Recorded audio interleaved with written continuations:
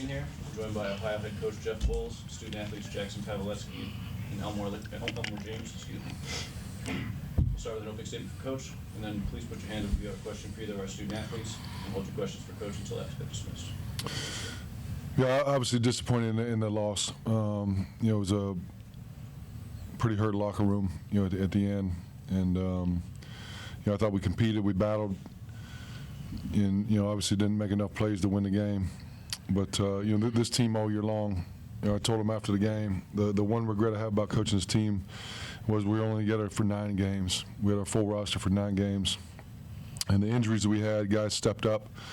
They showed a lot of resiliency, a lot of toughness, multiple times throughout the course of the year. They never wavered. They came to practice, stayed together, and gave us everything they had. Our 3 seniors, A.J. Clayton, Sharif Mitchell, both those guys could have left last year and made a lot more money, but they trusted us. They stayed because they loved Ohio University, they loved their teammates, and it was awesome coaching A.J. for 4 years, Reef for 2, and then Vic coming from Ashland. It was a big integral part of our team this year, but disappointing loss, and just love this group. Jackson, Elmore, can you guys just walk us through what was going on, just the last couple minutes of regulation and overtime? Just what was going through your guys' head?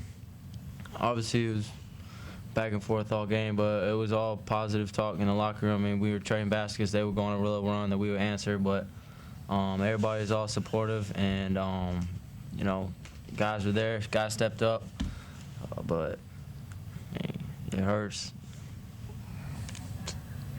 And then for you specifically, Jackson, I guess did you kind of find a matchup that you liked? Obviously, second half you had a handful of buckets driving in. Just what did you see offensively? I was just out there playing, really. I wasn't thinking too much. It didn't really matter who was in front of me. I was just out there taking what the defense was giving me and trying to get the win. This could be for either of you. You're both coming back next year. Toledo's a team that you guys struggled with a lot this year. It's a team you struggled with in the past. How can you, I guess, just kind of use this feeling going into next year and the success that you guys could have next season? We just gotta use it as a motivation. Just continue to stay together like we always do. And just remember this feeling, because obviously you don't want to feel it again. I feel like we were the better team. We all know we were, but it hurts that they won. But at the same time, we gotta rally back and be back next year. And be more ready next year. Walk me through that feeling a little bit. Obviously, this is a team that came in projected to finish top of the MAC. Just what, I guess, is the message taken away from this season overall? It ain't too much. It's not too much to dwell on. This groups went through a lot of adversity. We're not making no excuse. We went through a lot of adversity, and through that, the group stuck together. Everybody had each other's back. And, the outcome wasn't obviously what we were striving for, but I don't even really know what to say. It's just a tough feeling. Yeah, just stay ready. That's the biggest thing. You never know what can happen. You never know when your number can go out. I think that's the biggest lesson we all can take going forward from this season, really. But there's no excuses, like you said, though, at the same time. More questions for Jackson or Elmore before we dismiss them? Speaking a little bit about just what happened on the court, obviously 6 days ago, Elmore, you had season high. What did you see differently about how they were guarding you today? And then for you two, Pat,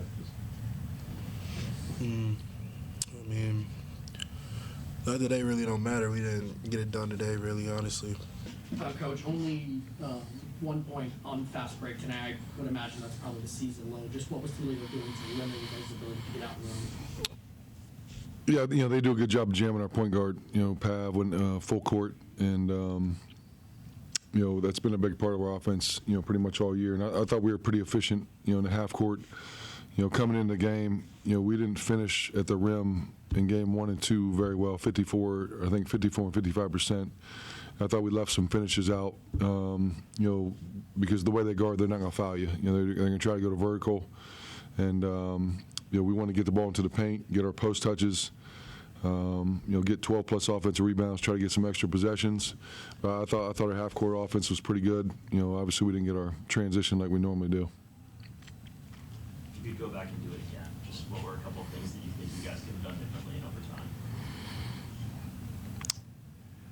Yeah, I mean, at that point, guys are tired. You got to make plays, and they made a couple more plays than we did. I thought we had good looks. Obviously disappointed in the outcome, but when you go through a course of a game, it's not.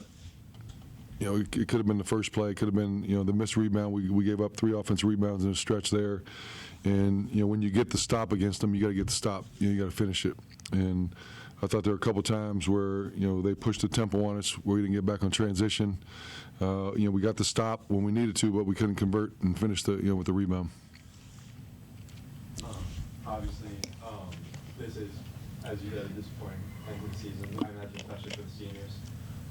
What was kind of your final message to them in the locker room, and then what kind of impact did they have on this program? Yeah, I think what A.J. Clayton battled through, coming back. He had knee surgery after the season last year, and was in a good groove. Obviously got hurt, the Eastern Michigan game, and wasn't 100% the rest of the year.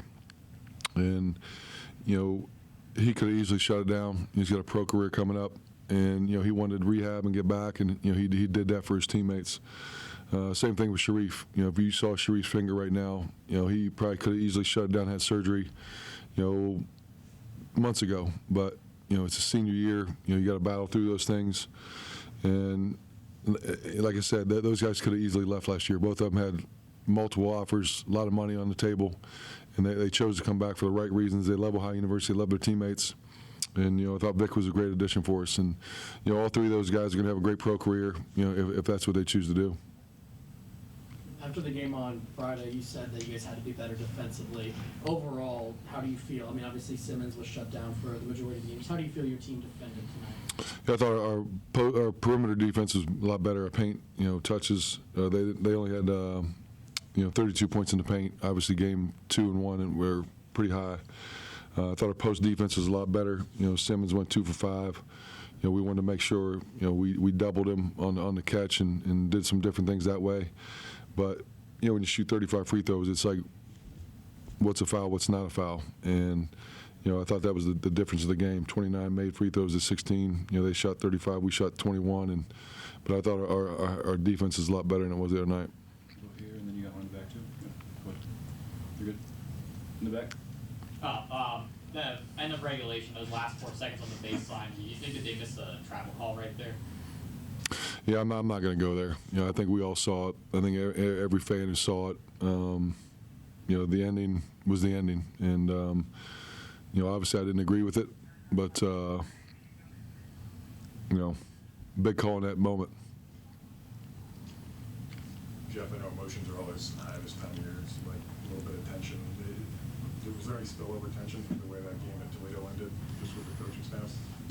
I mean, it's a competition, right? 3 games in 3 days, especially when 3 games that we played. 2.5 of them were really good, and I think when you turn around and play somebody, a week later, after you get beat up there, you're always going to have a competition, competitive side to you. What was, you alluded to it last week with Howard being doubtful, but then he ends up playing. Just what did he add today in the limited minutes he got? Yeah, I mean, he did everything he could to come back, and we talked, up at Toledo. I didn't think he was going to play, and he came in the next day and did some things, and then we gave him Saturday and Sunday off. He had his own little workout, and then Monday he did some things, non-contact. Tuesday he did half court 5v5, and he said he felt really good, and then Wednesday before he came up here, he might have got a quarter of the reps going up and down. We wanted to see him go up and down, but you can see in the 21 minutes he played, he would have made a big difference for us, right? His energy level, his rebounding, his ability to score inside out. We definitely missed that, and he gave us great minutes tonight, and he kept on saying he felt good. I wasn't planning on playing him 21 minutes, but out of necessity and the way he was feeling, we left him in there. Obviously, the end of regulation was very chaotic. A lot was going on. Just what were you telling your team in the huddle before overtime to kind of settle them down and get them ready? Yeah, I mean, it's obviously the ending, wasn't to our favor, and you got to regroup. You got 5 more minutes to play, and at that point, everyone's tired. It's game-winning championship plays. Whether it's a sprint back, transition defense, a block out, making a free throw. You got to make those plays in the last 5 minutes. And but I'll give our guys a lot of credit. They battled, they fought. I thought we competed, and it was good to see.